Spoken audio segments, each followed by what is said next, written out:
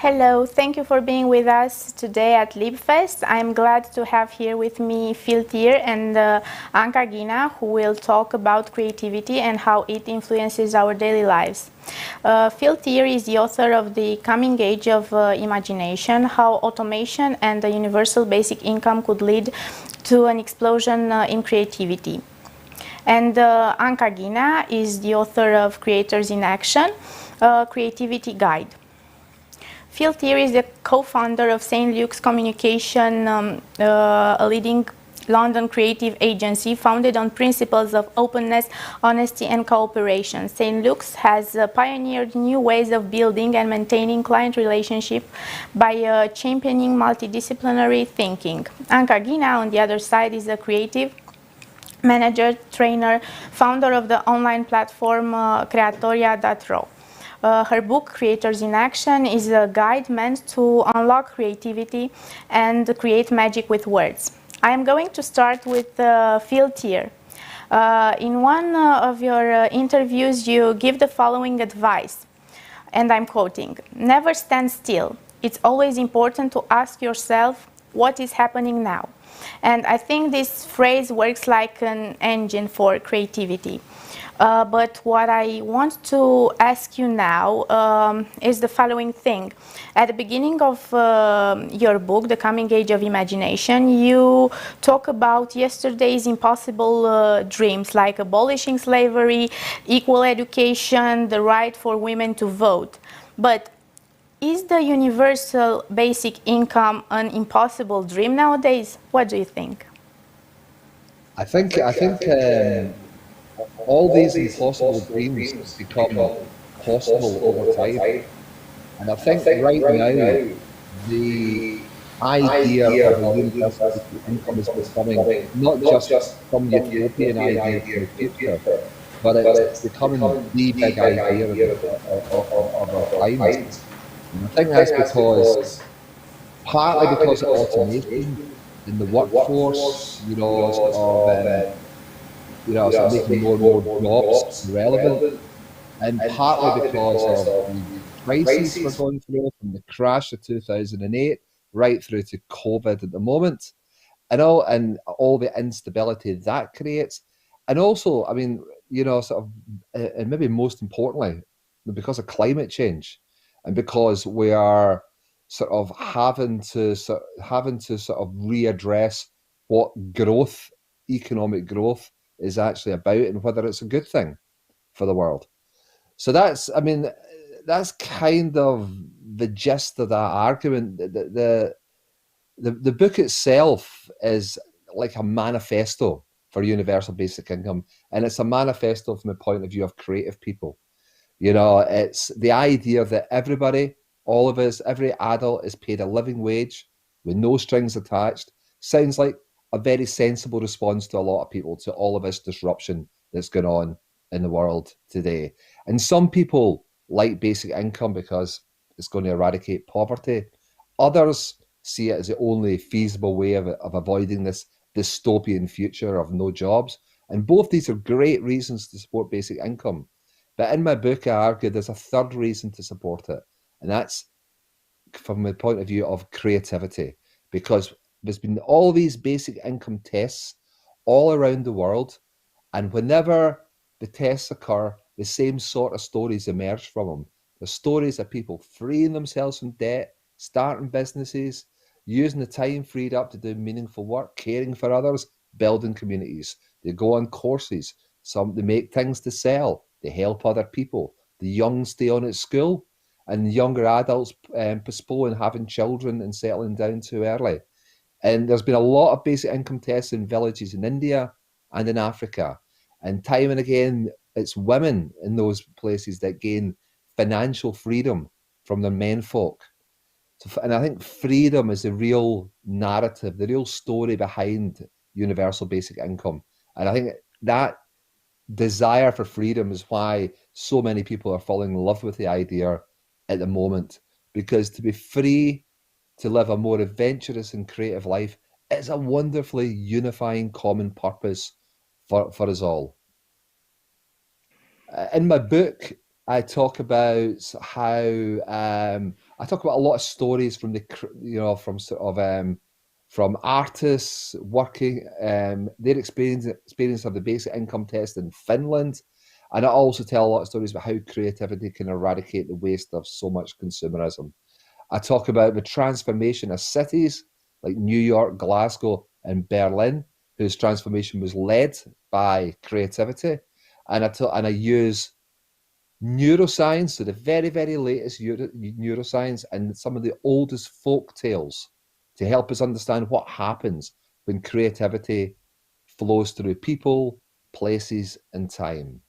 I look at how new protest movements like the craftivists have sprung up, who try to change the world quietly, knitting all those hats for the Me Too movement marches and things like that. And I talk about how a craft denim brand in Wales got a whole town working again. I also explore Brian Eno's concept of scenius, which is how genius can become embedded within a place and a space, and how when that happens, you get this kind of transformative effect. I mean, ultimately, the book's about asking yourself, what would you do if you knew you didn't have to work all the hours just to get by?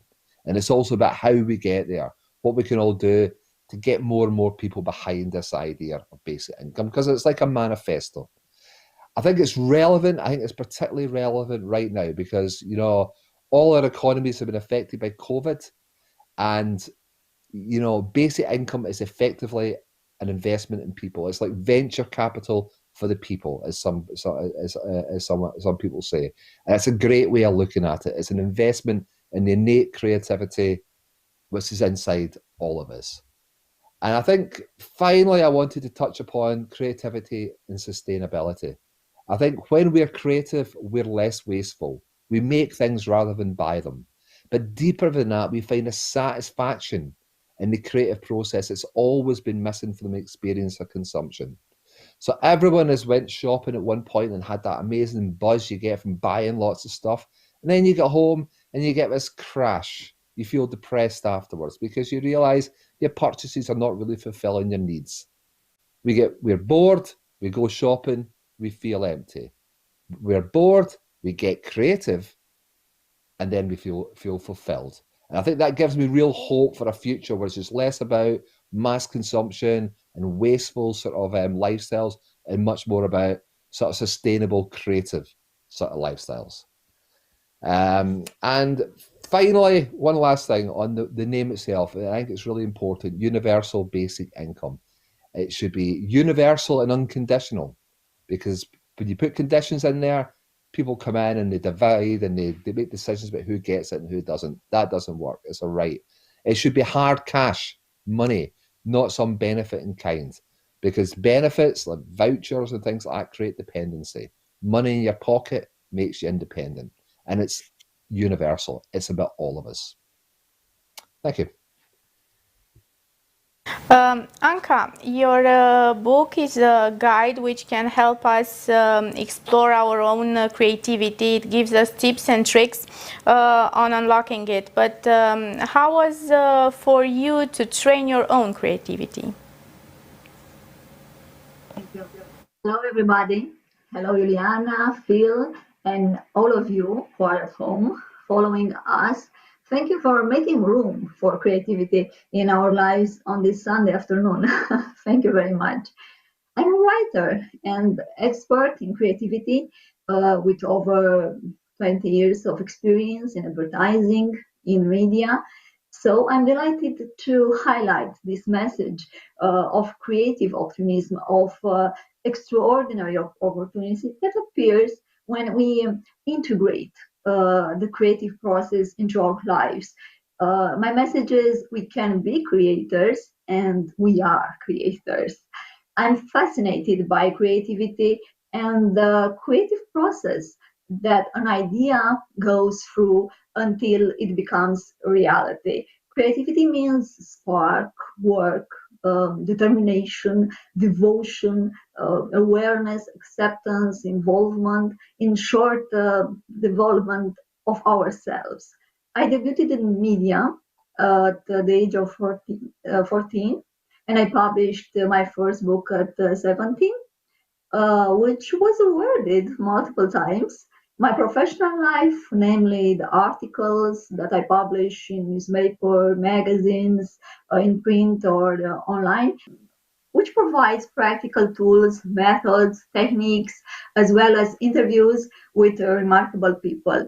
And now a few words about my book.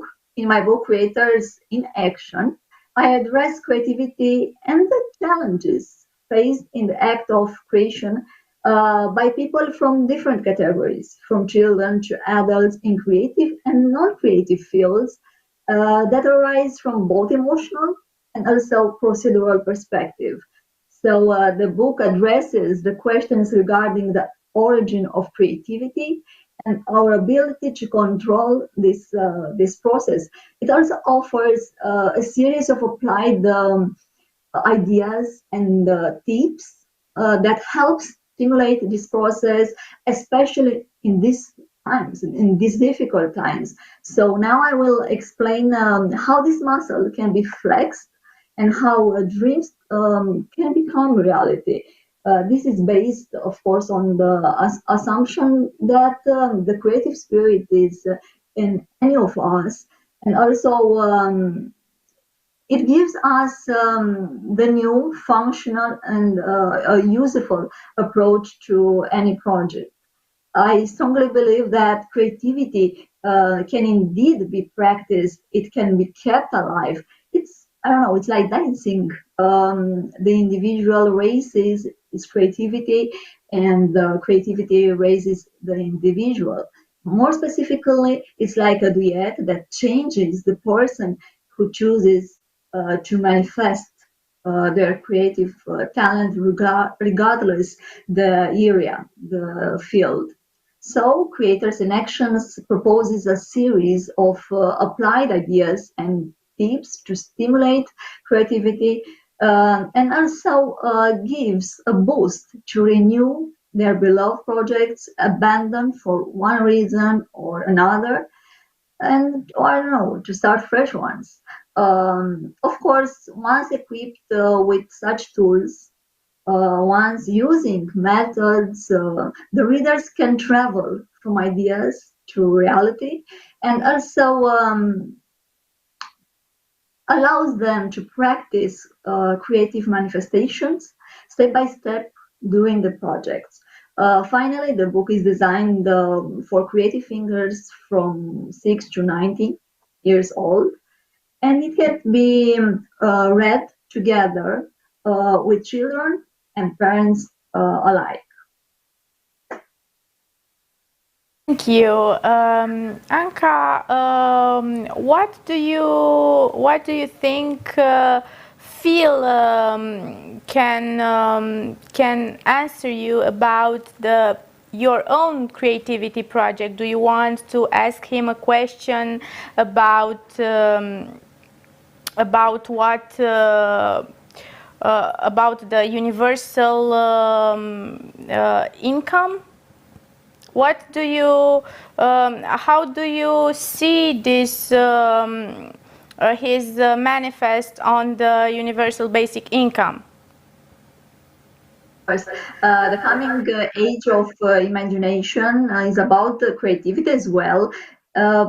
Being a creative manifesto for the basic universal income from a completely different perspective. So, Phill, I noticed in your book that you analyze the creative and the business effects of experiments that include the basic income, which could become a universal solution for obstacle in the creative process. So, in this context, I would like to ask you, why do you think creativity is important, and how does it transform day-to-day projects from an economical perspective?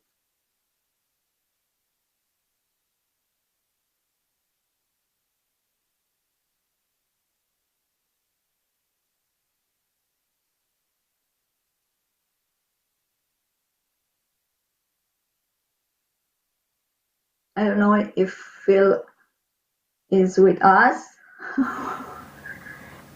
Yes, sorry about that. Okay. I do it about 10 times a day. Sorry. I was going to say, Anca, it's a great question. It's a really good question. Thank you very much. And I was going to answer with 3 examples of how, you know, creativity has really transformed the economy of places.